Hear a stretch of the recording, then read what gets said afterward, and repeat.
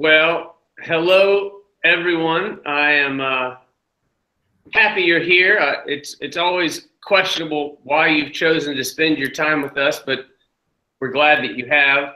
Welcome to another Western Balkans adventure travel webinar. This is number 7 in our series.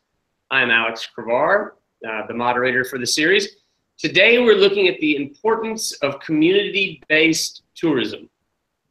It may sound obvious that one must start with strong foundations to build a solid product, yet for years the tourism trade has been predicated on giving travelers superficial experience on survey bus tours and seeing entire countries, regions, and cultures in a matter of a couple of days. This is most definitely not the case any longer in the tourism industry. Travelers are demanding more authentic experiences and going deeper into cultures. The exciting win-win about this new philosophy is that villages and communities run the show and provide the industry with centuries of expertise while reinvigorating their local pride, a win-win. For this particular session, I'm particularly excited because we will be speaking with Aleksandar Donev, the director of the Agency for Promotion and Support of Tourism of the Republic of Macedonia.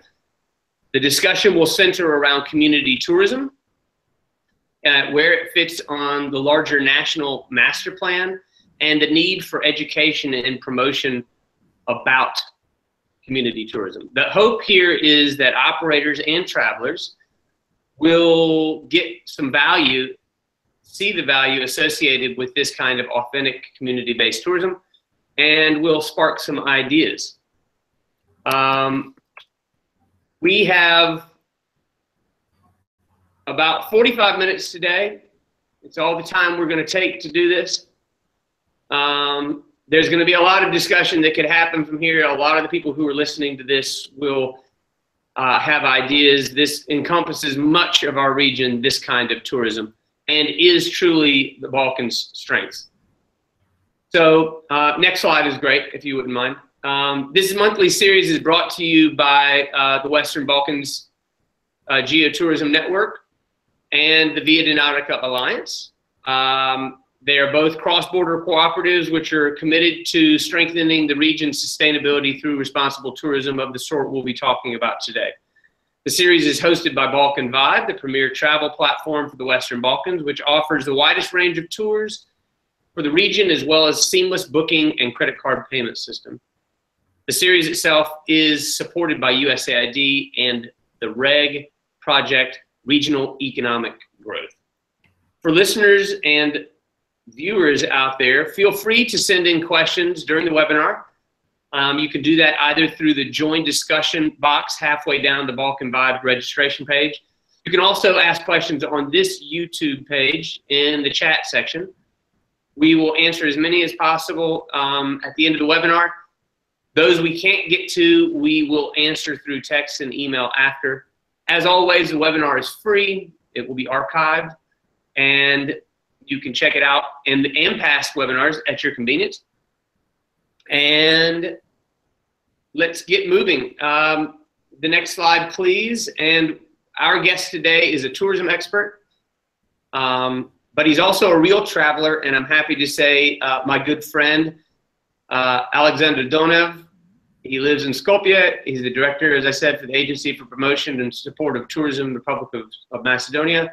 He's a magazine photographer. He's also an avid mountaineer and an advocate for sustainable tourism.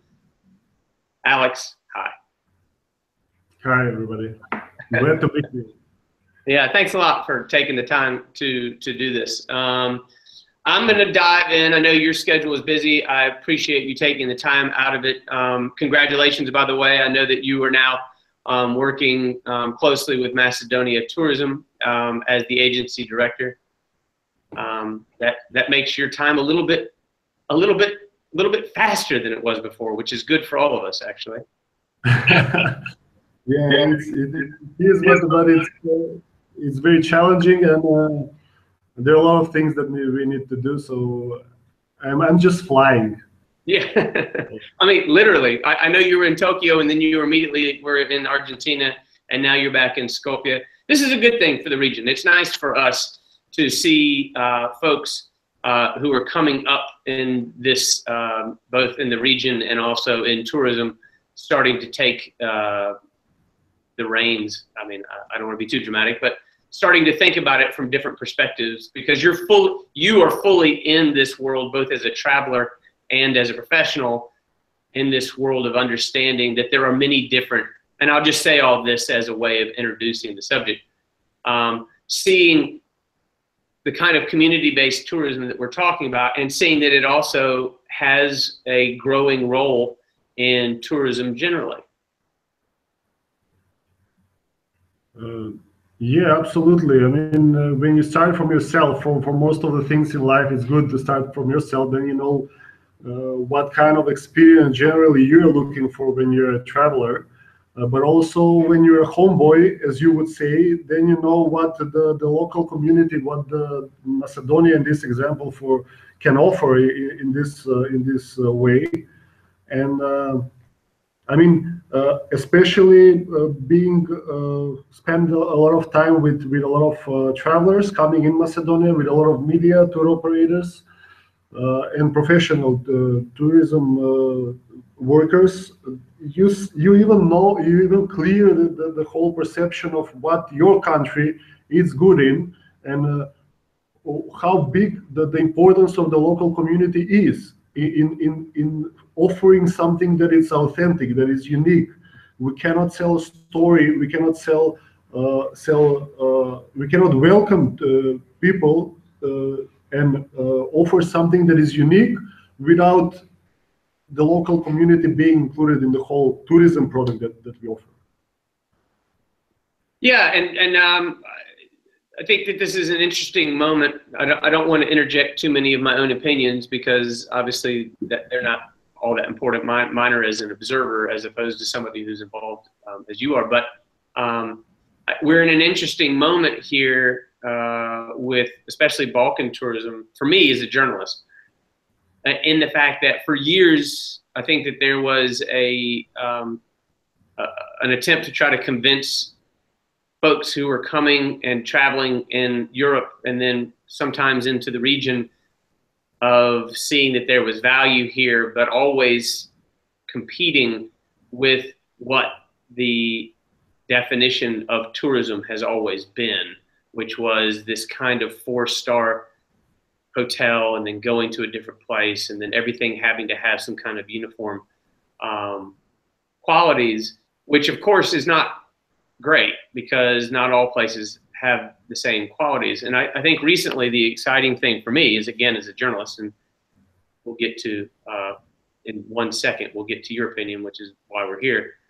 To me, the exciting thing about this is the fact that now suddenly we see the value of just the Balkans living up to what it does best, instead of having to shoehorn its definition into the same definition that might be the things that Tokyo does best, or London does best, or wherever.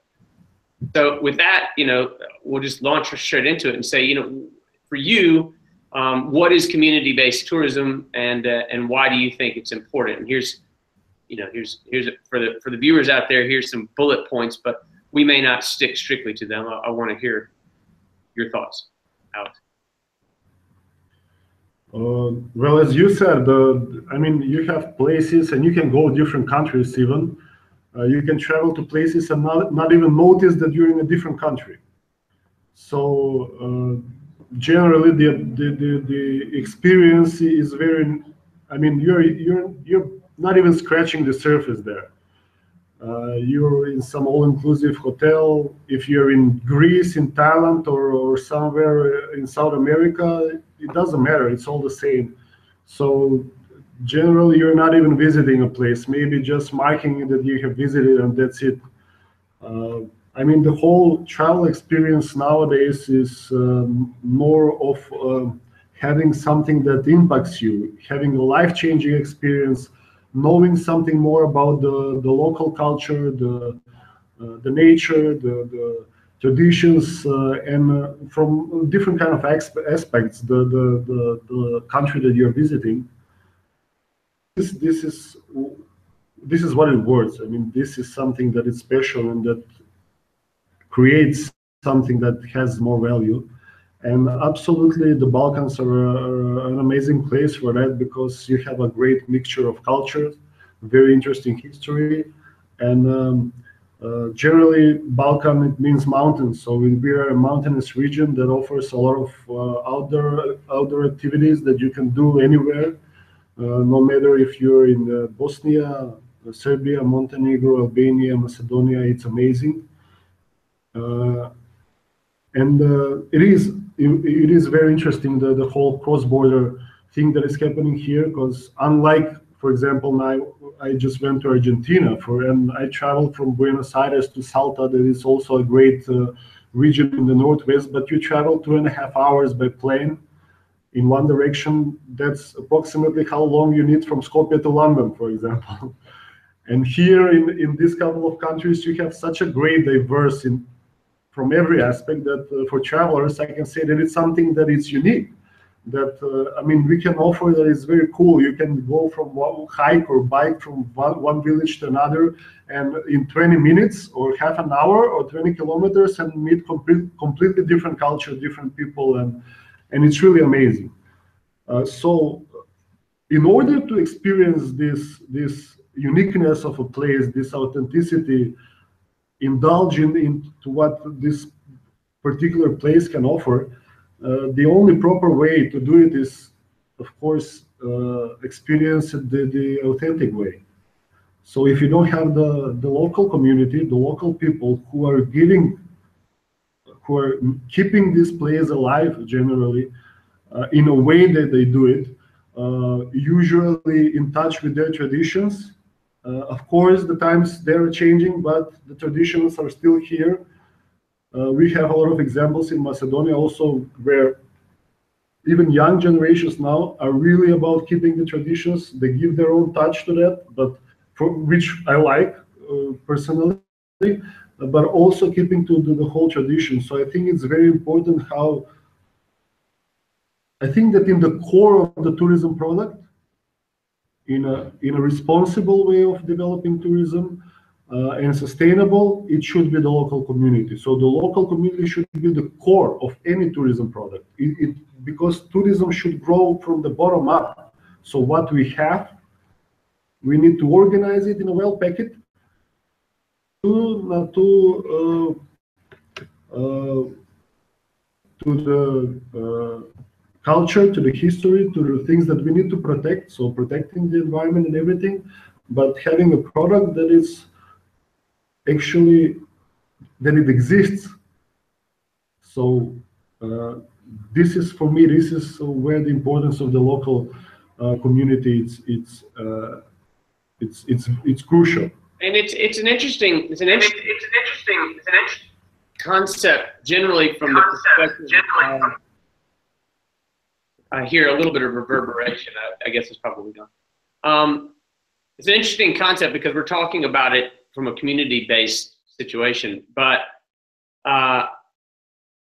the exciting thing for me is, of course, the fact that it's using skills, it's using people, it's using maybe the wrong word. It's taking advantage of strengths that already exist in these places. So for me, community-based doesn't have to be a little village, but it is often in the Balkans. It does mean that. I wonder, you know, obviously there are several big tourism magnets in Macedonia, but I wonder, both as a traveler and now more as a traveler, and more as in your position as an expert on the region, how have you seen that this kind of tourism has helped to keep people in villages and added to some interest? Because let's be honest, at the end of the day, it's great for us to be quaint about the fact that it's more enjoyable to go to a village and eat real food and to see a shepherd working with their flock. But if it doesn't have real value, we're not going to keep young people in villages because they need to make money, and they also need to be excited about what they're doing. People no longer just need to tend sheep anymore. They can also go into cities.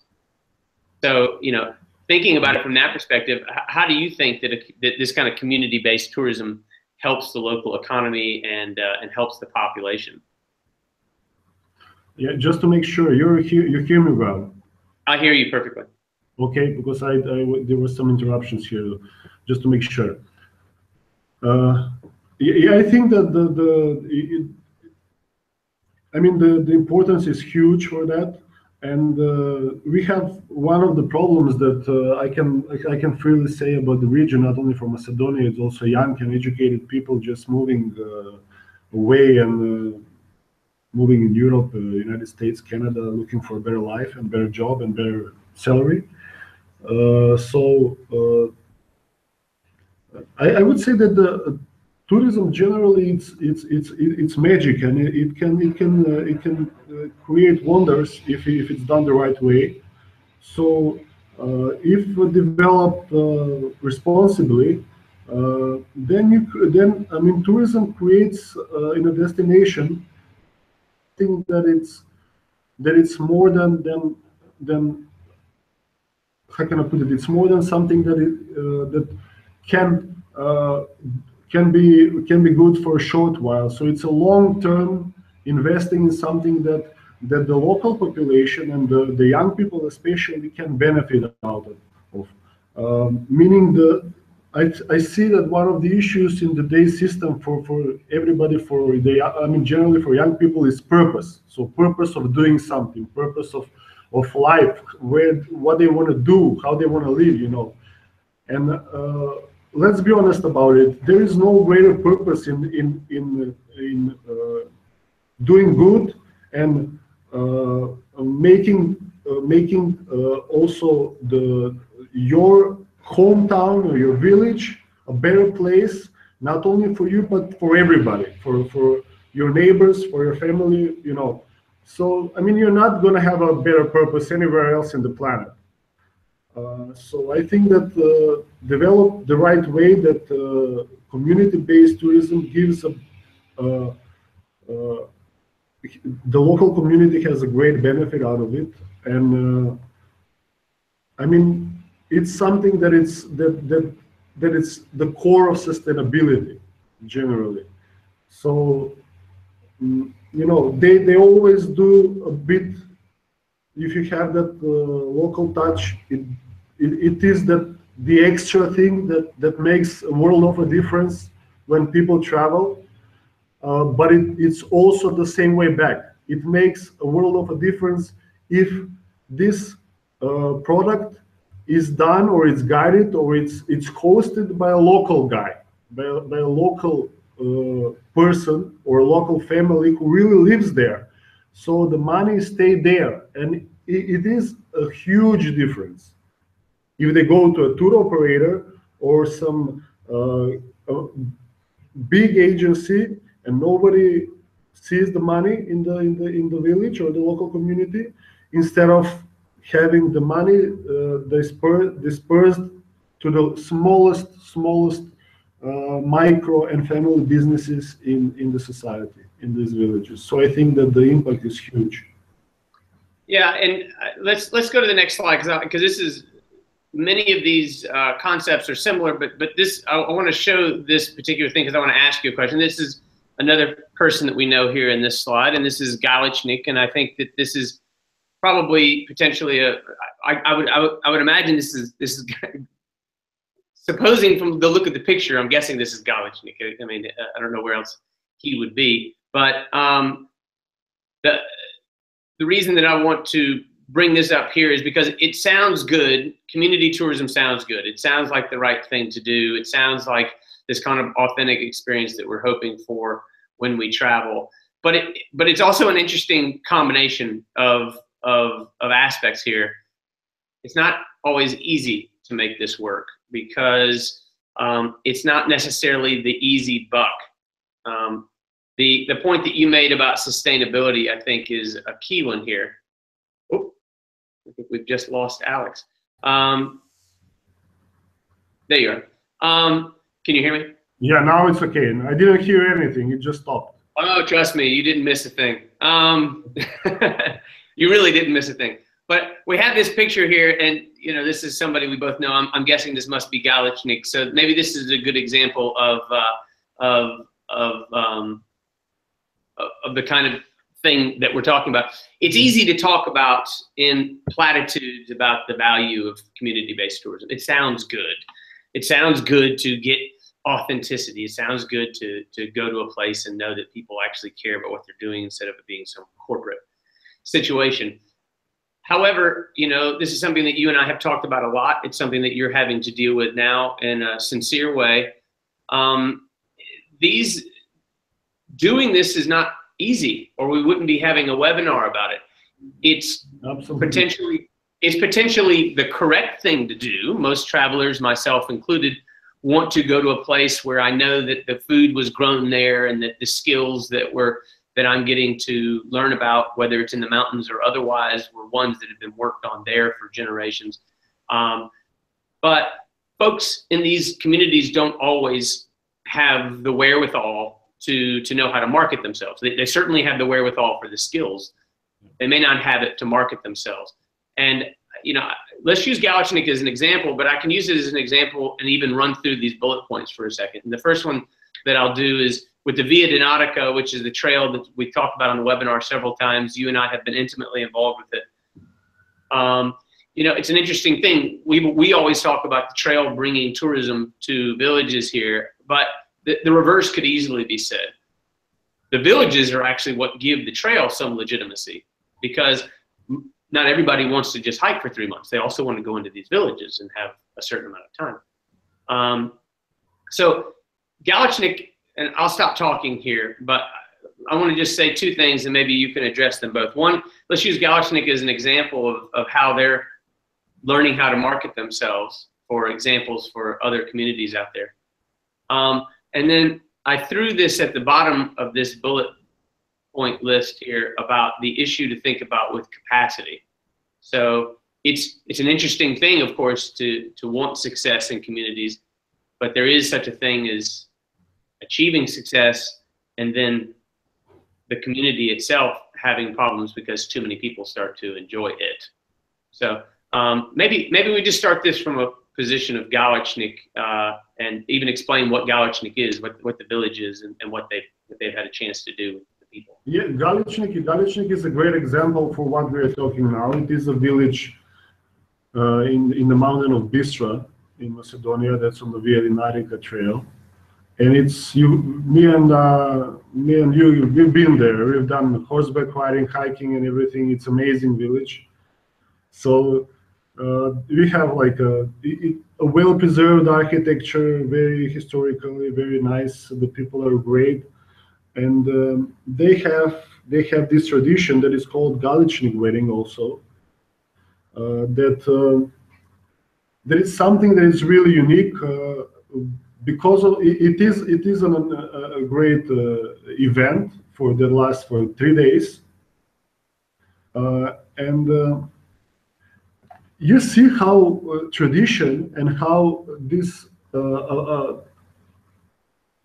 things that we can share with the world as our history and as our culture, as our heritage, it's being taken care of by young people, which is something to admire, really admire a lot, with such a respect for this that it's. I mean, I don't think that anybody can be like how do you say, left without feelings for it, you know. So you can easily recognize it, but you see the honesty, the sincereness, the pureness of how people love their heritage and how they want to share it. For this particular event, this is a very visited place, a very visited village. It is a great destination, but also it's a possibility throughout which event they can promote the village also for different activities that you want to come and you want to enjoy the rest of the year. Even in winter, it's a very remote village. It's accessible only from one side, But for people who want to experience that, it's not a problem. We've been there ski touring in winter, and it's amazing. I mean, and the thing that you have only one grandpa and one grandma, and they're the only one who live there in winter time. It is an amazing story, you know. It's something that you always think of. Oh, let's develop this here. We can develop for sure, and it's going to be a great story. But also this way, experience it how it is now. It's great. So I think that I mean, it's always a debate or compromise, probably of how to develop a place in a responsible manner, so you don't destroy the authenticity, the heritage of the place, the nature. So we need to protect it as it is in order not to lose it forever, and then see which are the possibilities and how we can develop responsible tourism. So encourage and help local people, educate local people on how they should do it. Also learn from them, because I think that here is the crucial thing. We need to learn from them what they need in order to protect it. You know, so because you know, for a tour operator, maybe it's easy. Look, this is a nice village. We go to next week. We'll have a whole bus.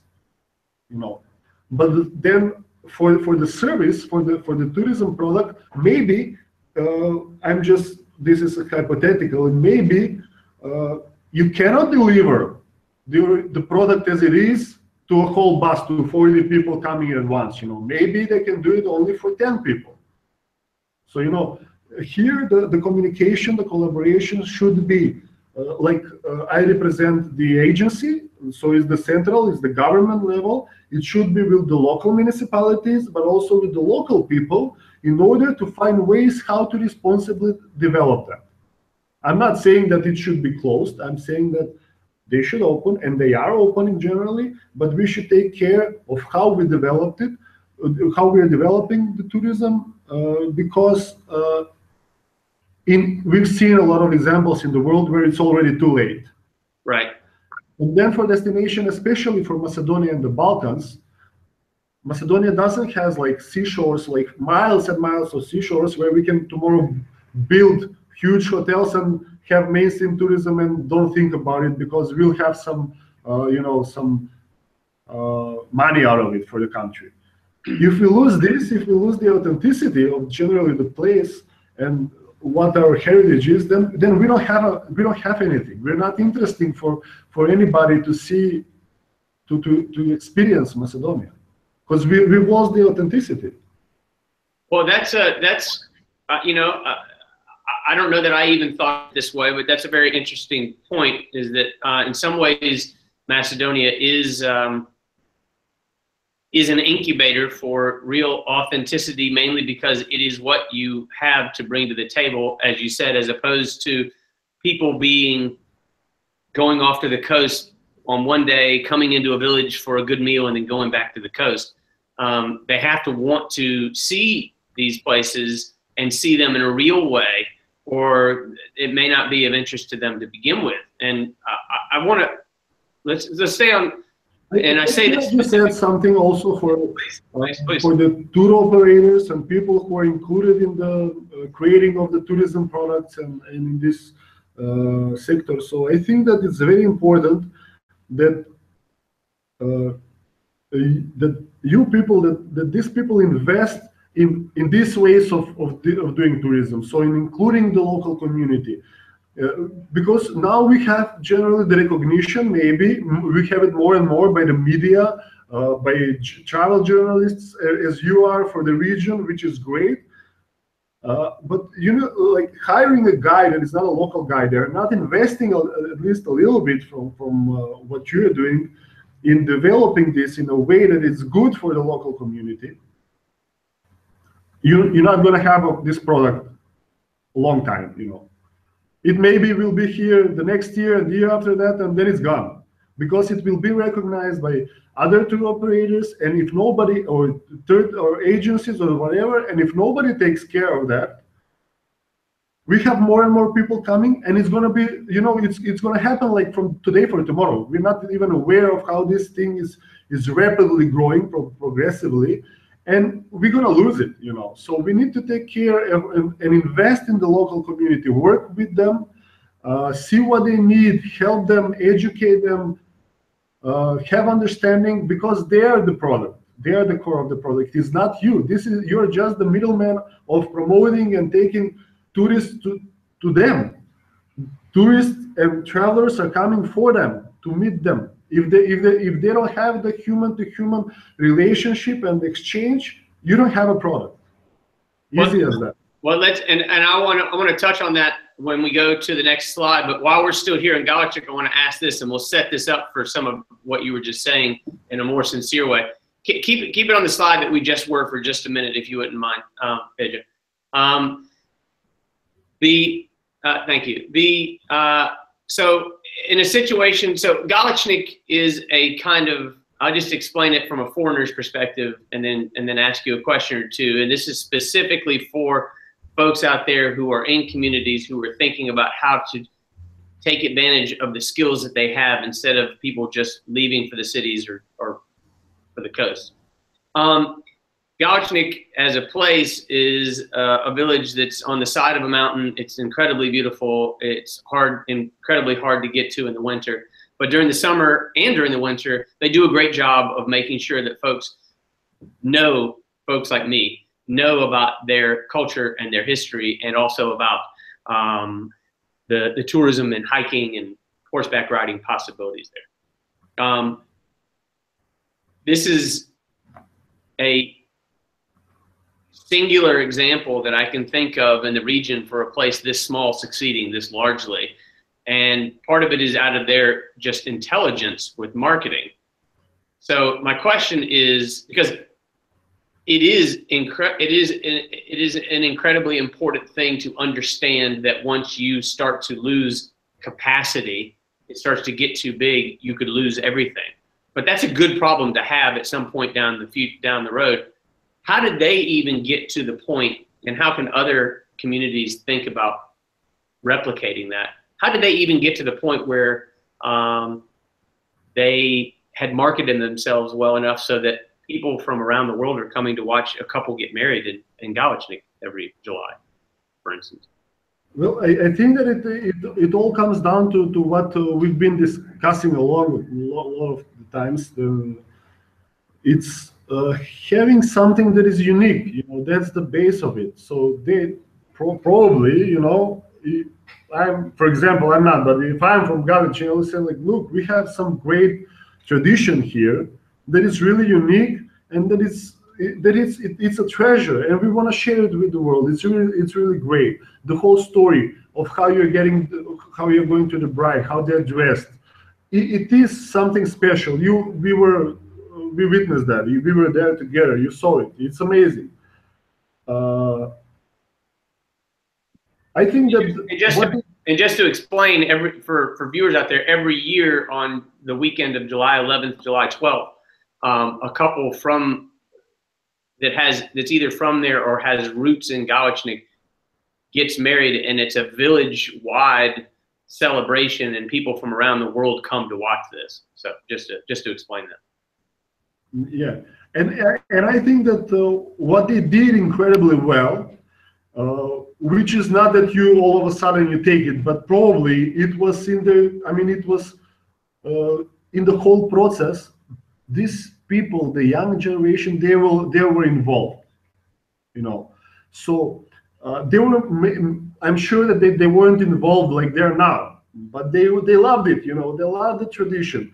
As I was going in the village where my father comes from, you know, I love what they were doing. I mean, we're young, we were going there. It's in you. You have it. You have experienced that in a time of your life where you're sucking everything so much, so it stays with you. And then when you have the possibility to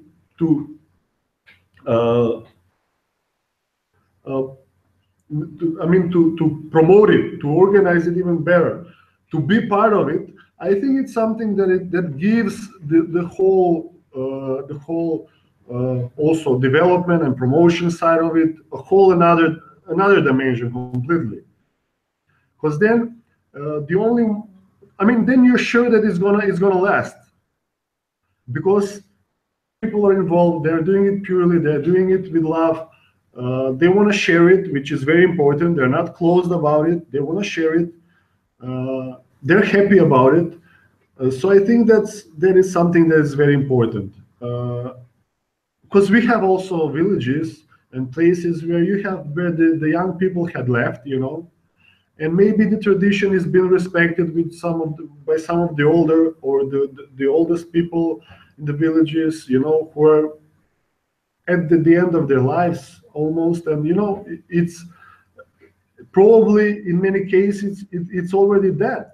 I mean, that a tradition of some particular meal or some music or something like that, which is a big loss for everybody. So I think that this is the crucial part that Galichnik played it well. I don't know if they were, if they knew when they started that it's going to get to this point like it's now. But I think that's a very, very important. We know Vasco also, the guy who is with the horses and who is running a great operation there. I mean, this is not a business concept, but you need to love it, because otherwise you'll be in the mountain with 2 or 3 weeks with the horses, and then you're going to run away and never come back if you don't like doing it, But if you're proud of it, like Vasco is proud, if he remembers his grandfather doing that, and if he wants to share it with that passion, then this is the case, Then you have a product, then it's amazing, then it's gonna last, then it's sustainable, then everybody loves it, everybody can feel that real energy, and I think that's the way to go. It's an elusive. It's interesting here because just with tourism generally, and especially community tourism, it's an elusive concept because it's not like, and this is, I think, a good segue into the national master plan and how national tourism works generally. And we're getting towards the last 5 minutes or so of this before I have a couple of questions from listeners. But it's an elusive concept because if you're talking about the kind of tourism that we had before, and we still have it, where you have a hotel that's on the coast and they have made their calculations about how many people need to fill those hotel rooms so that they can make enough profit to pay their bills and to pay their salaries and so forth. Of course, there needs to be a lot of passion there too for the place. But the kind of community tourism we're talking about here is folks having both passion and confidence in what it is that their communities have always done, and understanding and enjoying what their heritage is enough to where if they don't immediately become rich off of it, they're not going to just say, to hell with it, we're done. Which is, to me, is what tells such a great story about, again, to bring it up, the Galichnik situation. Because they'd be having that celebration if none of us showed up. I mean, they'd be having that celebration because in the village, they enjoy it. The fact that we happen to be watching it is a plus probably for them. But it's that balance between understanding and loving something a lot, but also being smart enough to know how to market it. That is, I think it may not be something that's instinctive, but it's something that we can at least talk about until the subject is brought up. I think that it's very important that we understand it also by travelers that are visiting a place. That's a good point. For the local people, there is also something that makes a huge difference because they also, in the process of sharing, you also learn how to respect it even more. You also learn that it's valuable for other people to experience it and how they perceive it. So I think that it also adds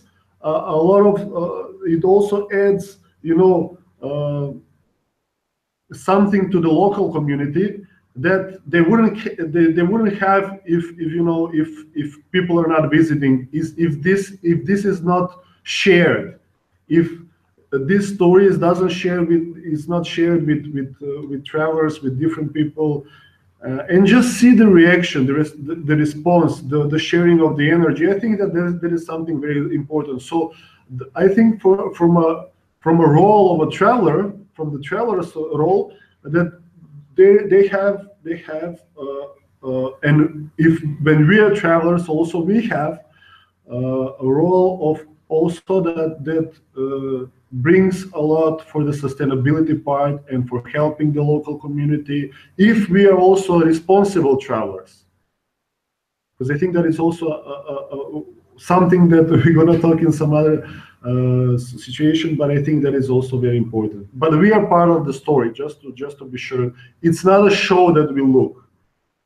It's not a show that we just look and we go. It doesn't matter what we do. It does, big time. So I think that our role as travelers is also huge.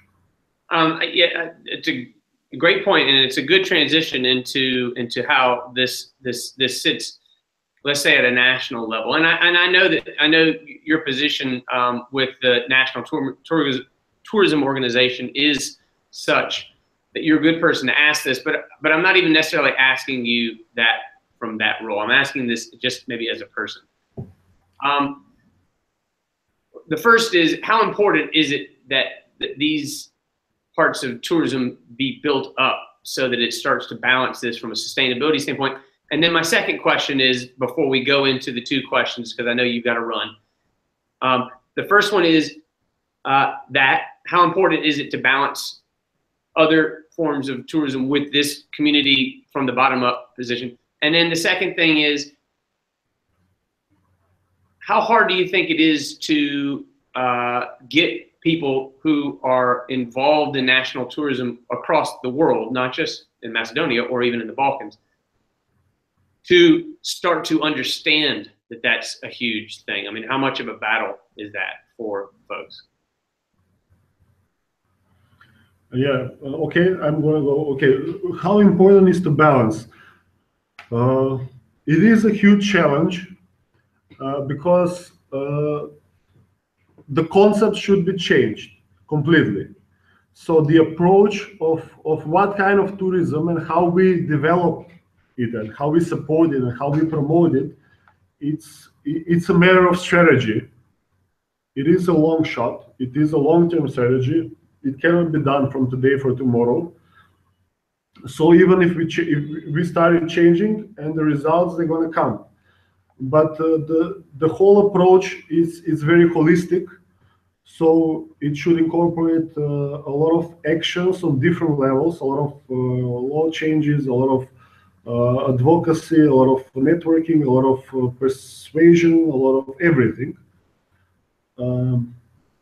How, you know, it's very. I will connect it all. I will connect it also with the next question. So the two questions, because it is more or less the same, because it's never a one-man show. You need to have a political will in one destination in order to change things. You need to be dedicated to what you're doing. You need to work well from every aspect. You need to have the statistics. You need to have the analysis. You know, with the people from the finance, you need to talk the numbers. From the people with the from the economy, you also need to talk the numbers. From people from the community, you need to have you need to talk on a level how they understand it and how they should do it and how they should be educated, etc. So it's a whole strategy. It's a very holistic approach, as I said, and it is important to balance, because otherwise we have a situation, for example, that is not going so well. That is, we have, like in Macedonia, we have increase. The number of the overnight stays is increasing, but the number of how much money we have in the GDP from travelers is decreasing. So, you know, you have a situation that is a dead end. You know, it's not sustainable.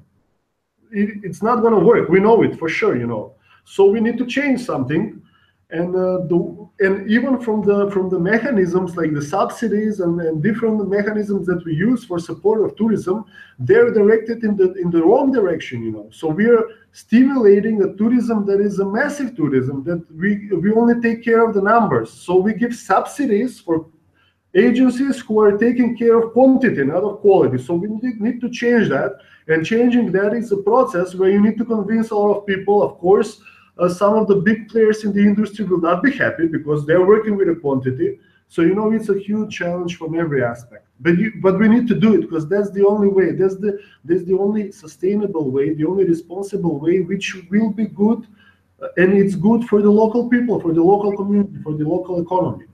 I mean, it's not sustainable if we do something for the next 3 years and then we die out completely. So, you know, we cannot, we don't have a uniqueness. We don't have anything to offer. You know, we haven't done anything. So I think it's also on the generally for how this the second question, to how it is to convince people to start to understand this. Right. I think it's. I think the role of the media is very important. So your role as a journalist of how you share your word, what you do with it, to whom it gets, how it's you know, shared. I think it's very important for us to be to talk about it, to not to be quiet about it. We started. In the agency, like 2 months ago, when I came to this position, we started a very inclusive process of all the stakeholders in the tourism sector. So agencies, hotels, tourism worker, guides, everybody, to see what's the problem, you know, to address what the issues they have, to be a bridge between them and the government. We are an agency under the government, and to stand at the same side at the industry. You know, it's usually perceived that we are the opposite side of the industry, and we are actually, as an institution, we're here for the citizens. You know, so we have an inclusive process where we're having an open debate for a lot of the things. And I think that that's the way it should be done. That's how we can start building tourism from the bottom up. We are discussing about the new strategy, which it's not going to be like the case was till now, when you hire a big agency from abroad that is coming here, you pay them a lot of money. So, you know, they do their research and they give you a strategy where there's no process of the local community that is included in this, you know. So that is not the case. That cannot happen. That is not a good strategy. Or for example, now we're discussing about the other day we are working also on a project for next year for developing like climbing routes, bouldering and free climbing, etc. So now we say, okay, if we want to have all of these routes and VFR and everything done in a year, we need to hire a Swiss agency who are really good and who are capable of doing that. And I say, that's not the way we go. We need to go to the, even though it's slower, we need to go with local people who are working on this, invest in the local community, educate them, invest in their equipment, in their education. So even they're going to do it even for 4 years, it's going to be more, maybe more slowly, but that's not, it doesn't have to mean that it's bad, but it stays here, you know. So that's why you have the sustainability approach. So these people, even after the project is done, they can continue working on this, fixing the routes again, maybe educate more people who will work on this, you know, take care of this a little bit more than if somebody else is come and does it and that's it. You know, so even from the smallest projects and ideas, you need to think about the local community. I think that's a great example. The thing that it brings up in my mind is first that I need to ask you these two questions before we get away with time. But the first thing I was going to say is it's also an interesting way to handle capacity issues, because if it takes a little bit longer but it's done correctly, you actually have time to build into capacity. If you had everything done in 6 months, then how are you going to be able to handle the capacity issues? So we had a couple of, yeah, go ahead. I was just going to say, we have a couple of special questions here that I want to make sure that I ask you before you get away, because they emailed me specifically. It's from an editor at Lonely Planet. They asked me a couple of questions. One is directly related to what we've been talking about, and one of them is just something, just lean on your expertise, Alex. And we have about 3 or 4 minutes, so let's just, I'll try to make this, I'll try to make my question questioning quickly. Most, and this is the question, most travel media focuses on Western Macedonia. Do you have any particular recommendations for the eastern side of the country, which is often kind of left off of the foreign, at least, tourism map? That's the first question. Yeah, good question. And yeah, we have the western part is more promoted, and because it's easy because of Ohrid and the approach from Skopje. When you go there, you have also Shire Mountain, Bistra, Korab, the highest peak in Macedonia, and Ohrid. And the next to Ohrid, a few of these people also know that it's the Prespa Lake, a very amazing region, very amazing place. But also the eastern part. It's something that we are working on. It has a lot of potential. We have the first adventure park in Macedonia, and the only one for now is in Pehčevo. We have a zip line and other activities that you can do there. We have a couple of mountains, the Soholo Mountains. We have a lot of hiking trails. They're not extreme as some of the western ones, but great for hiking. We have Golag, we have the Berovo also lake, and Berovo also as a village is very important for one of the villages in Europe with the biggest amount of oxygen. I don't know, some quality mixture in the how which trees are growing there, etc. So we have Kuklici, we have another couple of lakes that is great for stand-up paddling, for kayaking, for fishing especially. So it's a great region for also different activities. They can offer a bit of different activities from the western part, but also that's why I like the question. It hasn't been promoted as well as the western part, so we are working on that. And we'll be having, I must say this, we'll be having also rebranding, also starting from 2018. So we are working on a new strategy, communication strategy, a new brand that will actually communicate the potentials for this kind of tourism that we are talking about. And we're also working on an internal strategy for Macedonia, that this brand should come out from the bottom up, same as tourism should. So in order for the local people to feel it as their own brand, to feel it as this is part of what they are. So we see that tourism should be, this is the best way to promote tourism. So good question, Lonely Planet editor. And it also sounds like it fits in nicely with the idea of from bottom up, and also real travelers go to places that aren't necessarily open. I would like to add also, we have a meeting on Monday, I think it is. Also, we are working for cross-border. We are working from Bulgaria. So there is one also place that was for cross-border, a border actually, near Berovo, that if you want to go to Berovo from Bulgaria, you have to go around like 170 kilometers. But now we are working on opening that border. Macedonia also signed an agreement with Bulgaria for a lot of the problems and issues that has before. It was well recognized by the European Union as a step that the whole region should take as an example.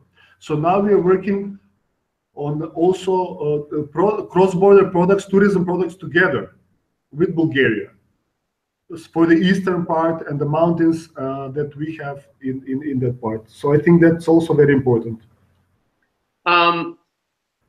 We have one last question, and we're really going to take a minute here. We have a couple of people that have said what a great job that you're doing, and the point with dealing with the core of sustainable and responsible tourism is, and this is coming from Sarajevo, is creating better places for people to live and to visit. So I think the live and to visit is interesting. And I'll say this really quickly. The second question from Lonely Planet is one that we've been over a little bit, but maybe there's just one point here, and we can go ahead and stamp this with this. The question is, any thoughts about the ways to develop tourism in villages that are dying out? I hesitate to use the word dying, maybe just to say that villages that are maybe the populations aren't as dense as they once were, and maybe younger folks are thinking about going to the cities instead of staying at home. Galachnik seems to be an example, but maybe there's just one point that you might put on there, Alex, about how people can think about the villages for way tourism helps. Travelers are the main thing, but I will talk now as from my perspective and the perspective of the agency or NTO here, that we are working on an independent travel platform starting from 2018, where we want to put kind of activities and also to put on the map small and family businesses that they are not offered by by agencies, but tour operators, that people can find and be informed about and can visit them, but also in the same way, that's on the promotion side, but also working with them locally. So we are also working on identifying core products like this and possibilities where in crucial villages where people are fleeing, is that the right term, fleeing? Yeah, sure. Yeah. So to find families, they can offer that they still have the tradition, and we work with them. I mean, personally, we work with them, a group of people from the agency, they educate them how they can do a better job. So how we can organize the product and how they can offer this as a product in places where it's needed, but they don't offer it, because we have a lot of places like that. Access points to nice mountains, great activities, but you don't have a place where to eat, where to sleep, etc.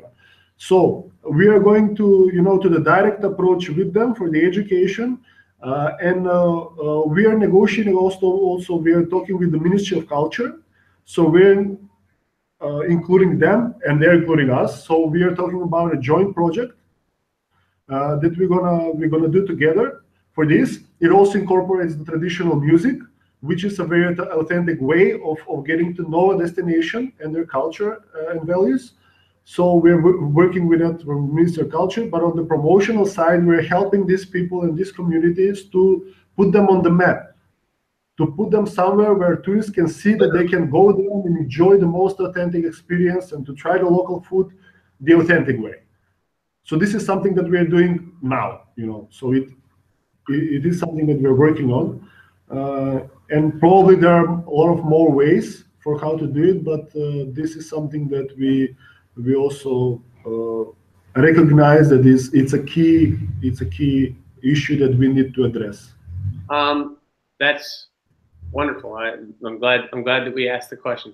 It sounds to me like Macedonia is going to be a more and more thinking person's place to visit in the coming years. And thanks a lot for taking the time today, Alex. You're welcome, and thank you for the interest and generally for doing what you guys do, because I think it's a great job that you're doing for promoting the region and helping, Ah, shucks. Thanks. All right. See you next time. Thank you, everybody out there, for giving us a little bit of time. And see you next time. Thanks a lot. Bye-bye. I will enjoy respect. Ciao. Oh.